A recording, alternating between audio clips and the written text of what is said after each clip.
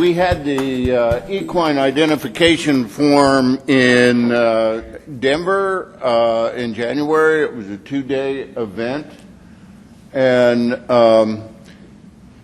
for those of you who like all of the details in copious amounts, there will be a 56-page white paper that comes out from the equine form. Today you're going to get my Cliff Notes version, and so anybody that went to the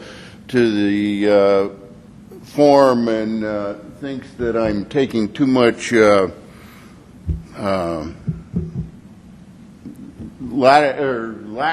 on the amount of information I'm presenting, let me know and correct me, please. This one, okay. Oops. So we had 104 people from the equine industry that came. We had organizations and veterinarians and representatives from the ID companies and regulatory officials, and we got the perspective of the private practitioner, the equine owner, United States Hunter and Jumper Association, U.S. Equestrian Federation, the AQHA perspective, the Arabian Horse Jockey Club, and the regulatory perspective, trying to cover the whole gamut of the equine industry and get their ideas and how we should proceed on equine identification. So these were the goals: need for a national equine identification program, the ideal method of identification, the concept of a centralized database versus various individual databases, and the use of a search tool for equine microchips, and recommendation for advantages in equine traceability. From my standpoint, I think the goals could be simplified to this. Do we want 840 tags or 900 series or both? Is our database going to be a centralized database run by the government, or is it going to be private databases? And are we going to have permanent identification on our Coggins test and health certificate? And from my standpoint, these are the three questions that really need to be answered at the end of the day. So the objective of our form was to identify solutions. I think we made some real progress.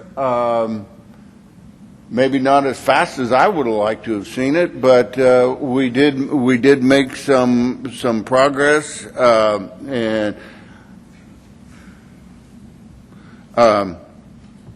So on the first aspect, do we have 840 or 900 series? I think the solution is going to be, I think it's not going to make a whole lot of difference, because the Jockey Club and USEF, they're pretty set in stone about not having 840 tags. They don't like the idea that the 840 tags marry back to the premises, and that is an issue that makes them uncomfortable. I guess in the long run, if we have the proper infrastructure and databases available, it's not going to make a whole lot of difference. We'll still have permanent ID. Obviously, being in the regulatory world and so on, I lean towards the 840 tag, but or chips. So then the database issue. Are we going to have a centralized USDA managed database, or are we going to have private individual managed databases. And I think this is probably the solution that came out of the meeting that is probably going to be one of the most workable and really answered a difficult question.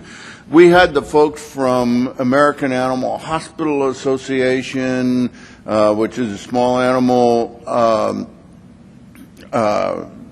veterinary organization, and they put together a search engine to ping all of the different databases for pet microchips.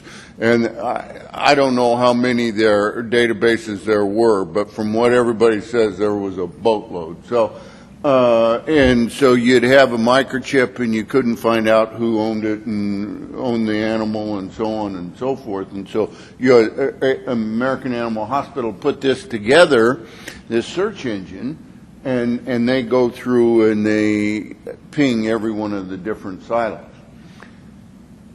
Well, there does happen to be an equine search engine that works very similar to this, and I think the people in the room and at the meeting were like this idea because the quarter horses could have their database, the American Jockey Club could have their database, the U.S. equestrian folks could have their database, and they could protect their own information and it would be private and they wouldn't have to share it.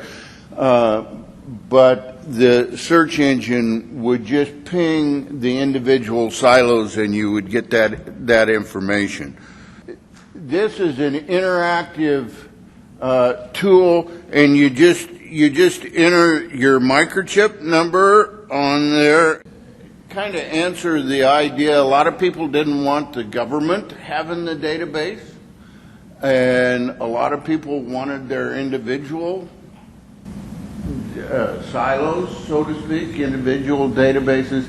And this, by doing it this way, we'll be able to go to those areas, find out who has that microchip, and get the information on the horse.